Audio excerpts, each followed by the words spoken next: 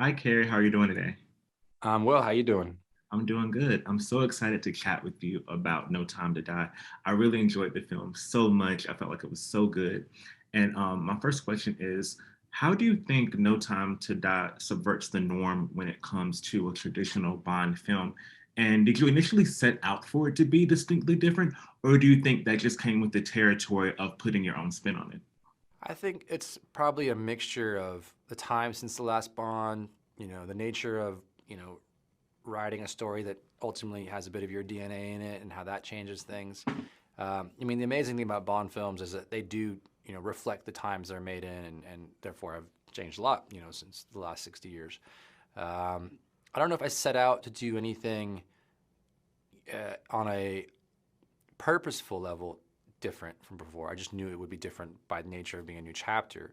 I really wanted it to feel like it was a part of the best of Daniel Craig's run, and really from Casino to Skyfall to here, feel like you have a complete, true, interconnected arc that concludes in a way that everyone walks away seeing like that was a great run.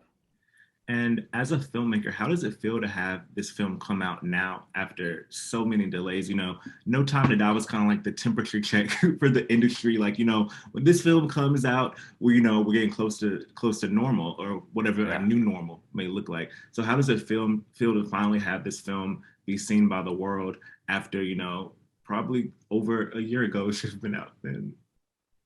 Um, I think I know when I remember when I got the call that we were pushing, and feeling like, well, yeah, that seems like the right choice. We were Mm, about to go on this crazy, I don't know how many country tour in Europe, and I was like, are we yeah. really doing this? Like, all these countries are starting to shut down. I go, what? Are we going around the world?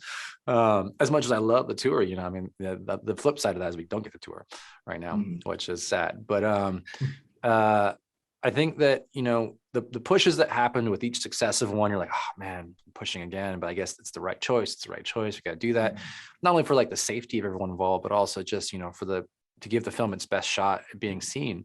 And uh, when we decided to stick with this one, it was like, okay, I guess it's really happening. I mean, how do you believe it's happening? Well, it's just going to happen, and we're going to see. So you know, I think now that people are starting to show up, that we're starting to get some numbers in about the audiences where it is out already. It's really it's a major relief that people feel good and safe and ready to go back to cinemas and are excited to go back to cinemas. And I feel enormously lucky to be a part of that. Yes, yes, absolutely. And this is a key film for women in the Bond franchise, from, Paloma to Nomi to Madeline's arc in a second Bond film for like kind of the first for a Bond girl. So what was it like bringing in and having Phoebe Waller-Bridge to be a part of this and, crafting a lot of these arcs that we see in this film that we've never seen before in a Bond project?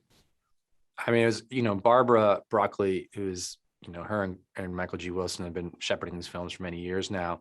But, she's one of the most successful producers, or might be the most successful producer in the world. And, very strong, intelligent, multi-layered woman. And I think she's definitely, in her tenure with Bond, has guided this towards having more, fully fleshed out female characters, which is, should, is the expectation, should be the expectation for any film, regardless of whether it's Bond or something else. So I think, in this one, she had some ideas for some characters she wanted to throw in there, including, the female double O, in which we find Nomi. Anna de Armas came out through the writing process. You had Judi Dench as M, 25 years ago. Mm-hmm. Madeline Swan coming back for a second Bond film is historic. That's never happened in a Bond film before, and that was something she really wanted. So these are a lot of things that Barbara, is responsible for. And I'm just there to help, service it. And just like me, like Phoebe is an incredible writer with a, intelligence and wit that brought, more layers to all the characters, not just the female characters. So you have a lot of talented people helping the family push, the vision forward. Yeah, for sure, for sure. Well, thank you so much, Carrie, for your time. And I can't wait for everyone around the world to be able to see this film.